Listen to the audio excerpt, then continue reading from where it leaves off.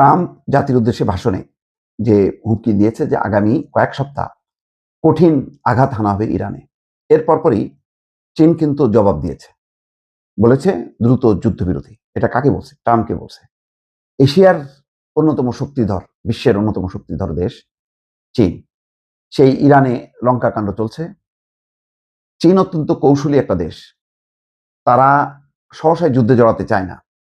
কিন্তু চীন যদি মনে করে যে ইরানে আঘাত হানার মধ্য দিয়ে কার্যত আমেরিকা তার শক্তি বিস্তার করছে, পরবর্তীতে চীন, রাশিয়া এই শক্তিগুলি আক্রান্ত হইতে পারে এবং তার বন্ধু দেশগুলো ক্ষতিগ্রস্ত হইতে পারে, চীন কিন্তু ছাড়বে না। চীন এবং রাশিয়া কিন্তু ভয়াবহ।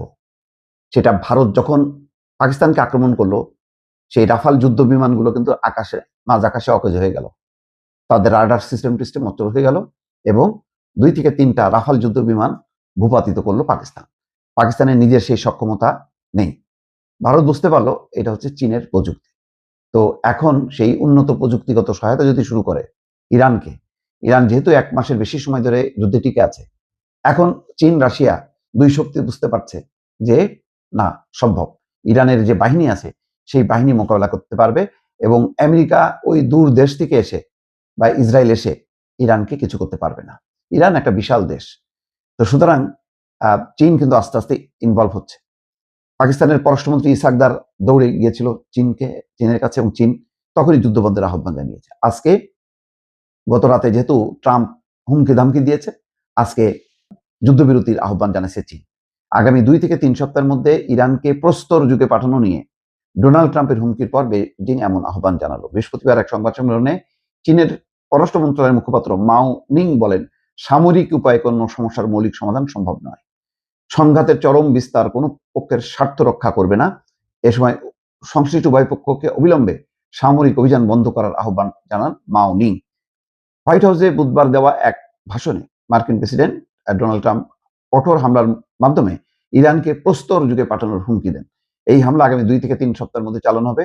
তার ভাষণের কয়েক ঘন্টা পর প্রতিক্রিয়ামূলক বিবৃতি প্রচার করে ইরানের সামরিক বাহিনীর অপারেশনাল কমান্ড খাতাম আল আম্বিয়া বিবৃতিতে বলা হয়, আপনাদের অপমান, লাঞ্ছনার স্থায়ী ও নিশ্চিত অনুশোচনা এবং আত্মসমর্পণ না করা পর্যন্ত এই যুদ্ধ অব্যাহত থাকবে।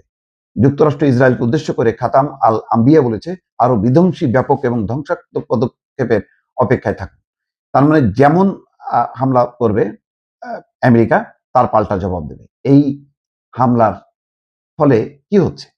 মধ্যপ্রাচ্যে আরব দেশ, মিত্র দেশগুলো কার্যত তছনছ হচ্ছে। মানে চূড়ান্ত বিশ্লেষণে আরব বিশ্ব কিন্তু ধ্বংস হচ্ছে। ট্রাম্পের একটা লজ্জাহীন লোক, সে যে কোনো সময় ধম করে আপোষ করবে, যুদ্ধ থেকে বের হয়ে আসবে। কিন্তু এই যুদ্ধের মধ্য দিয়ে আরব বিশ্বের ভয়ঙ্কর ক্ষতি হয়ে গেল। চীন হয়তো এটা সামাল দেওয়ার চেষ্টা করছে, কারণ এর আগে জানেন যে সৌদি আরব এবং ইরানের মধ্যে যে ঐক্য স্থাপন করে দিয়েছিল, কিন্তু এটা চীনই হয়তো এশিয়া অঞ্চলের বা এই অঞ্চলের মূল নেতা হিসেবে আবির্ভূত হইতে পারে। তেমন একটা সম্ভাবনা এই ইরান যুদ্ধের মধ্য দিয়ে কিন্তু সামনে চলে আসলো।